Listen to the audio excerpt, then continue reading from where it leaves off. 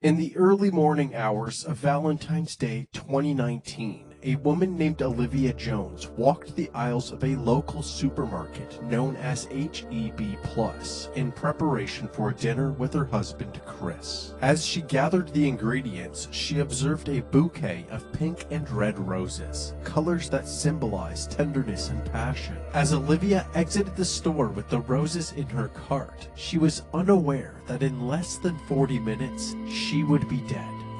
A horrible consequence of so-called toxic love. The police would find her on her bedroom floor in a quiet neighborhood in Beaumont, Texas. 11 minutes earlier, her loving husband Chris dialed 911. Beaumont 911, what is the address of your emergency? Olivia! Please, hurry. Someone take the gun. Tell me what's going on. A man home was fighting inside the head. Please. Somebody shot in the head. My wife, please. Tell me, where is she shot? In the head. Okay, where in the head? And it went off. Okay. I want you to try to control the bleeding. As soon as the call disconnected, officers headed on their way to the Beaumont, Texas home of Chris and Olivia, located at 5575 Pine Burr Boulevard. At 8:55 a.m., they arrived. Officer Otis Butler was met by a familiar face, 40-year-old Christopher Ray Jones, who was visibly distressed. Officer Butler was close friends with Chris and his wife Olivia. His body cam was rolling while Chris urged the officers to hurry into the house. Where's the gun? In there, broken down on the dresser. Come this way. Okay. Please, come this way. This way. Okay. Please. Olivia! As alluded to earlier, the officers made their way to the bedroom and found Olivia lying on the floor. Baby! Sir. Okay. Sit back. What's up, Mr. Mo? I tried to take it. Get his name. Mama! Olivia was found face down with a gunshot wound to the back of her head. Astonishingly, she was still breathing. When the officers rolled her over, they discovered that the bullet had pierced through her right eye. The room she was found in was covered in blood, with spatter all over the walls. The paramedics arrived, and while they tended to Olivia, the police secured the area. Officer Butler had Chris walk him through the events leading up to the shooting. What happened? If you're enjoying this story, kindly do us a favor and subscribe to our channel. It is free and won't cost anything, but it means the world to us. We're just a small channel trying to grow. Thank you, and back to the video. We had a disagreement, and I said, baby, if you're not working with me, you're working against me. I said, we've been doing this. My 19-year-old stepdaughter was 8. My 11-year-old was 1. I said, Olivia, if we can't get it together, we can't be together. We got several, and I say, I just want a divorce. And her reaction was, she got the gun? I said, give me the gun. She like, I don't remember which hand. I'm like, give me that gun. What is you doing? Stop trying to scare me. I took it. So when you grabbed it and went off? She yanked. I grabbed it and she yanked back. The gun went off. Okay. The gun went off. Chris's story immediately set off red flags. How could such a large man be overpowered by his significantly smaller wife? Chris dropped to his knees in anguish, but there were no tears as he asked Officer Butler if he could go check on Olivia.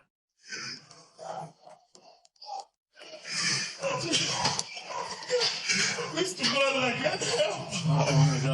You don't need to go in there, okay? Is she alive?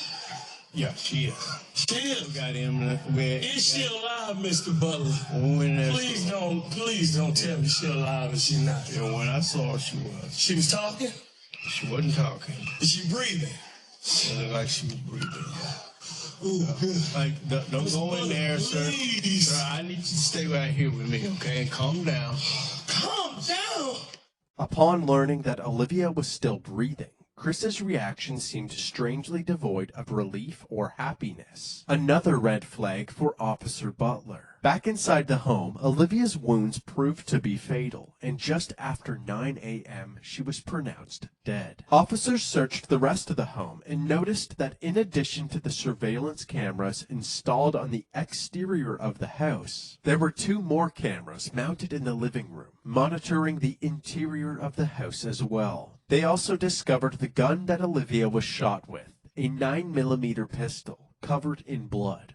However, they found it strange that the gun was in a different room from where the shooting took place. If Olivia was holding the gun when it went off, how did it end up in a different room? The only logical answer was that Chris must have moved it. Following this discovery, the officers decided that the best course of action was to detain Chris until they had a better understanding of what really happened. As Chris was getting handcuffed, his 19-year-old daughter, Ariel, arrived at the house. She had already been contacted by Chris, who told her what had happened. She was clearly devastated.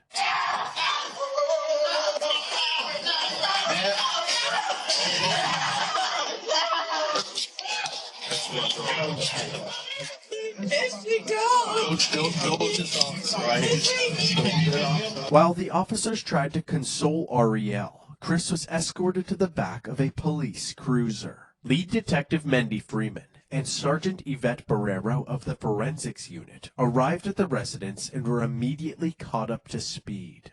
According to him, she grabs a 9mm in that bedroom. She did that. He claims he reached for the gun to try to get it from her. When he reached for it, and they struggle over it, boom. At that moment, Olivia's sister Angela arrived at the scene, and Ariel once again broke out into hysterics. All of the evidence was collected and sent to the crime lab. Chris was brought down to the station where they took photos of his hands still covered in blood. They're waiting for the lead detectives. They're going to be the ones that actually interview. So. When the detectives finally arrived at the station, If you're enjoying this story, kindly do us a favor and subscribe to our channel. It is free and won't cost anything, but it means the world to us. We're just a small channel trying to grow. Thank you, and back to the video. they started Chris's interview by asking him what caused the argument. He said that he felt as if Olivia wasn't pulling her weight in the relationship. I am very particular. If you're there, that's true. I am very particular. You strive for the best for people. I work really hard, and I don't make excuses for myself, and I don't accept excuses for anybody else. After telling her that he wanted a divorce, she went to the bedroom and grabbed the gun. What did you say? Really? You serious? Really? This is not going to solve anything. Okay. You know, this is not, you do not want to do that. You put that freaking gun down before you make a mistake and hurt yourself. She was crying. She was crying.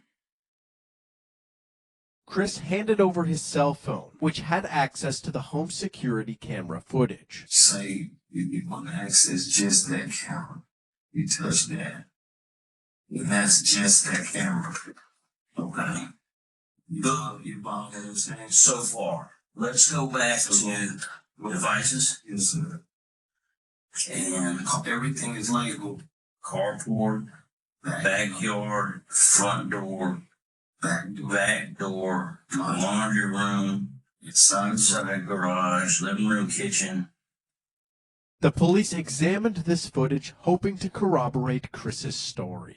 At 8:41 a.m., Olivia can be seen going about her morning routine in the kitchen. Then, all of a sudden, the footage cuts out. 3 minutes later, at 8:44 a.m., the video is back up, and Chris is captured frantically pacing around the house while on the phone with 911. 11 minutes later, at 8:55 a.m., the responding officers can be seen entering the residence. That means that Olivia must have been shot during this 3-minute gap in the footage. In the interrogation room, Chris was asked why this footage was missing. He claimed that he had no idea. We're still trying to pull up these videos here, okay? Why would there be no recordings on them? I don't know. It should be. Everybody that went in that house should be on it. But like I said, the internet, you can go through days and it pretty much does everything. We shouldn't have bought that. You just keep, you can pick whatever day you want and it's never going to be consistent. That's why I said it was a waste of money. Well, I'm wanting desperately to find some video on here that corroborates what you're telling us, but almost all the videos start right after this event happened.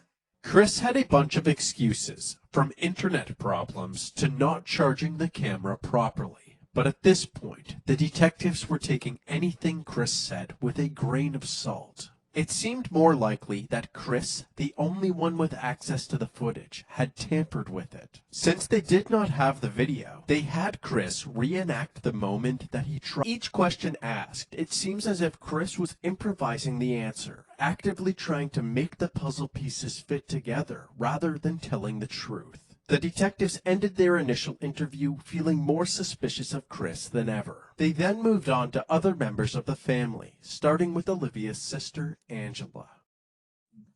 Olivia Jones is your sister, right? We've been talking a lot lately. We talk every day. I drop her baby to her at the tax office. She's always been timid about everything. But she was the type that whatever went on in their home, she would keep it there. Yeah, she's kind of a private person. Yeah. She loved her baby so much that she thought she had to live for them. She would never. Angela went on to reveal the extent of Chris's control over Olivia. She can't talk on the phone after a certain time. He controlled the finances. He never wanted to be in the presence of her family. Family reunions, anything, he never came. But she would have to step off, and when he would call, and all you could hear was him screaming and yelling on the phone. His character is agitation. Like, his character is to be aggressive. I just don't get it. Because all she wanted, my sister was the Mary type.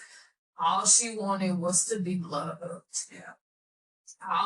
She loved love. Like, she loved her babies. She wanted to live for her babies. To make matters worse, Chris's ex-wife Letitia, who he initially met back in 1999, corroborated his pattern of controlling and aggressive behavior. If you're enjoying this story, kindly do us a favor and subscribe to our channel. It is free and won't cost anything, but it means the world to us. We're just a small channel trying to grow. Thank you, and back to the video.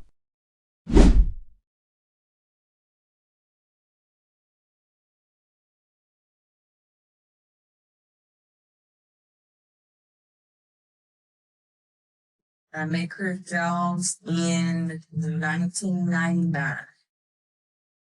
It was just like a constant fight. Like, he strangled me, choked me out, drugged me through the house. My skin was missing off my back. One time, he bit my hand. He had this bite marks in my hand. This was what it was. If the house not clean, he's told me that he would kill me if I was to ever leave him. Told me how he would do it. The reason I never said anything or went for help was because I was extremely in fear of my life. because I knew and I felt in my heart that he would kill me.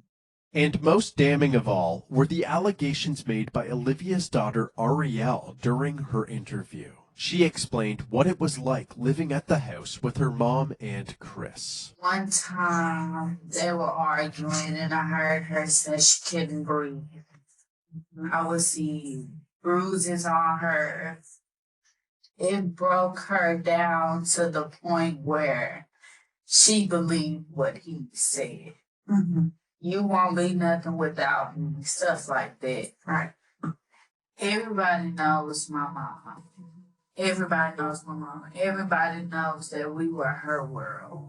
With each person interviewed, the allegations against Chris were stacking higher and higher. They doubled back with him, urging him to tell the truth about what actually happened to the missing footage. If you're enjoying this story, kindly do us a favor and subscribe to our channel. It is free and won't cost anything, but it means the world to us. We're just a small channel trying to grow. Thank you, and back to the video. Stuff videos. I look guilty. I'm not deleting those videos.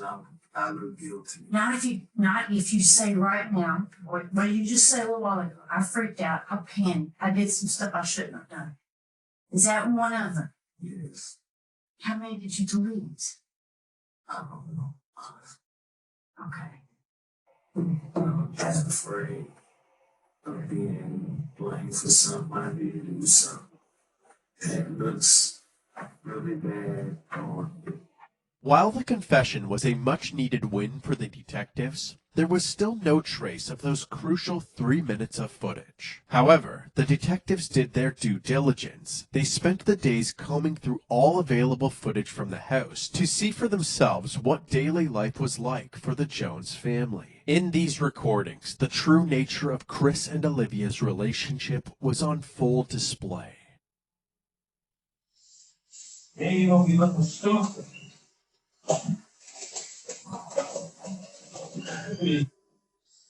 Look on the floor. Look on the floor. Look on the floor, Mike. Look on the floor. Look on the floor. Look on the floor. Look on that. Why is that like that? You're not paying attention.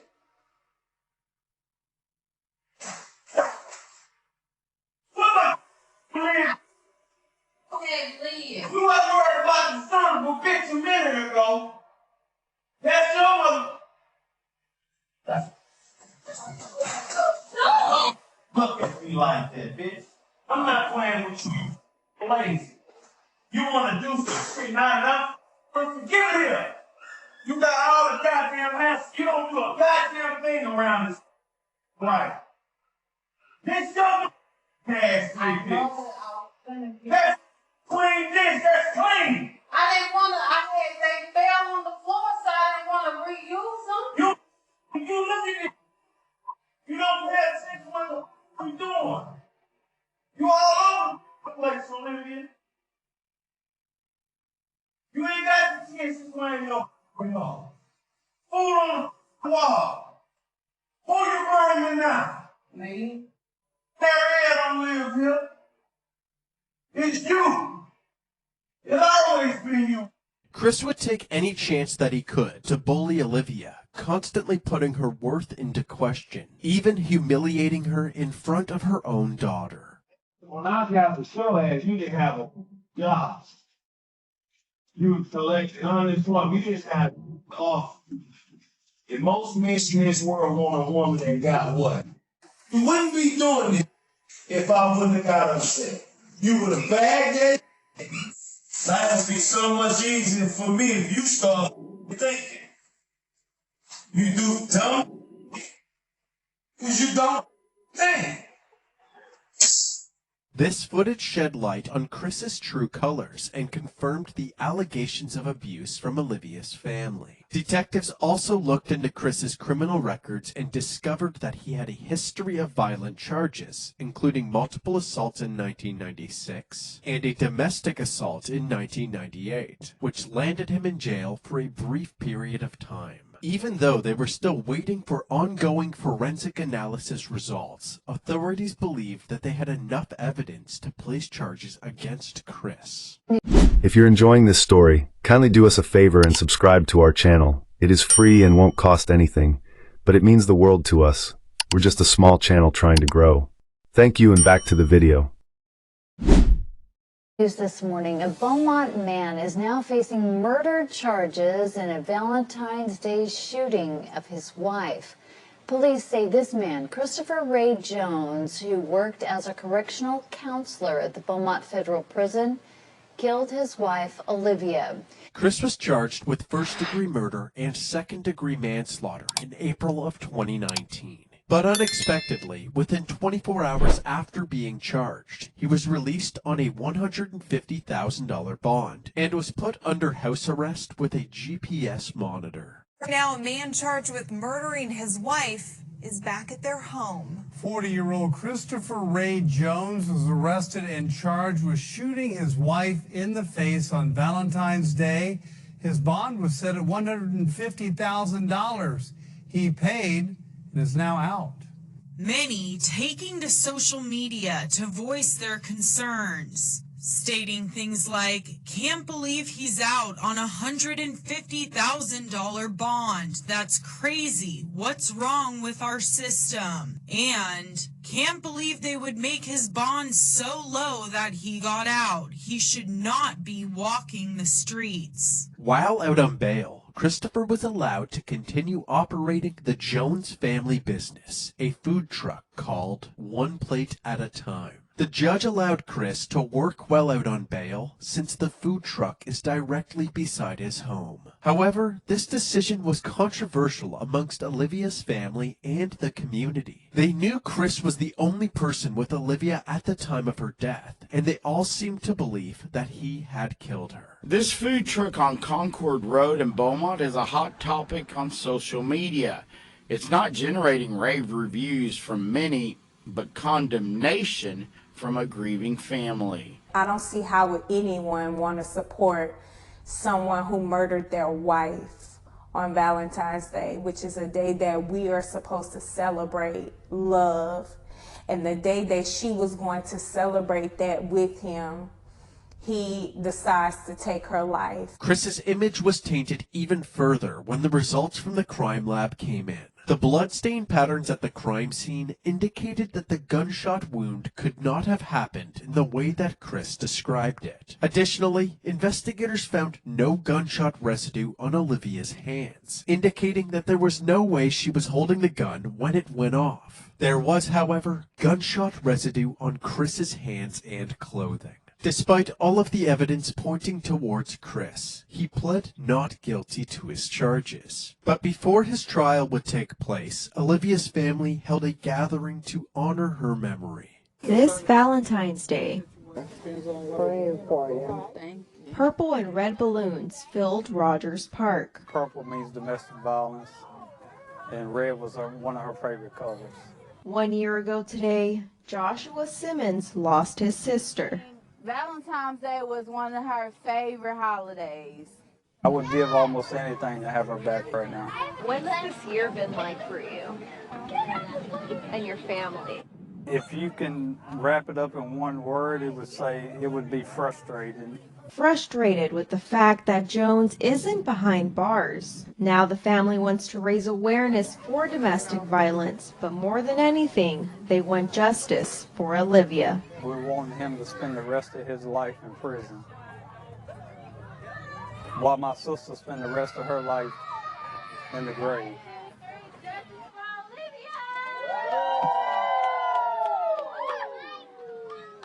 After finally having an opportunity to celebrate Olivia's life, her loved ones would once again have to face her death during Chris's upcoming trial.